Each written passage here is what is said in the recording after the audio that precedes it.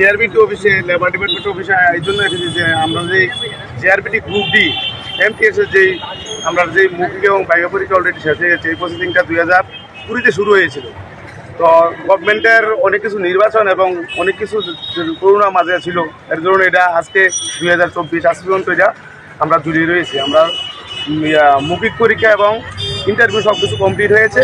আমরা সরকারের কাছে আমাদের দাবি যাতে অতি দ্রুত এই মাসের 15 তারিখের মধ্যে যাতে আমাদের মেরিট লিস্ট প্রদান করা হয় এবং যাতে মেরিট লিস্ট প্রদান করার সাথে সাথে আমাদের একটা দাবি রয়েছে যাতে ওয়েটিং লিস্ট প্রকাশ করা হয়। কারণ এই প্রসেসিং চলাকালীন অনেকই ডিপার্টমেন্ট অনেকটাই লোক মেরিট লিস্ট চালু হয়েছে, তারা দিয়েছে। এখন ওই যাতে ওয়েটিং থাকলে আমরা একটু সুবিধা হবে আমাদের। এই জন্য আমরা আজকে দাবি সমাজ নিয়ে ডাইরেক্টরের কাছে যাচ্ছি।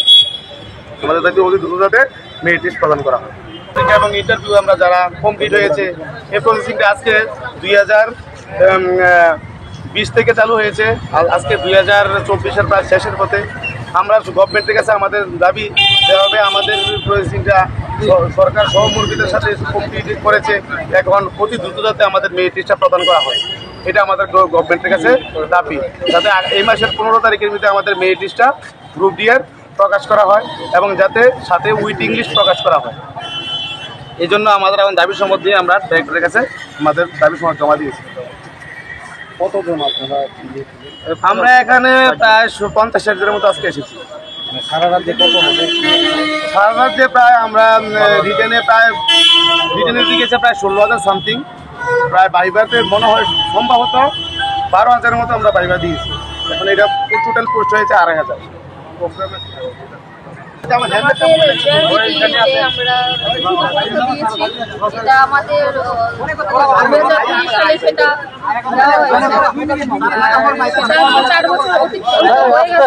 আমাদের এই পরীক্ষা দেওয়া হয়েছে। আমরা ইন্টারভিউ আমাদের জানুয়ারি মাসের 19 তারিখে সব প্রসেস কমপ্লিট হয়ে গেছে। আজকে 4.5 মাস হয়ে গেছে, 4.5 মাস অতিক্রান্ত হয়ে গেছে। আমাদের রেজাল্টটা এখনো মেরিট লিস্ট পাবলিশ করছে না তারা। ওদের কাছে কিছু অত্যন্ত সচেতন ক্যান্ডিডেট এসেছিল, ওনাদেরকে বলেছে যে ইলেকশনে গণনার পর রেজাল্টটা পাবলিশ করবে। তো তাদের প্রসেস ইলেকশন গণনার পর চালু করবে তারা, কিন্তু এখন ইলেকশন গণনা প্রায় শেষ হয়ে গেছে, কিন্তু আমাদের মেরিট লিস্টটা এখনও পাবলিশ করছে না।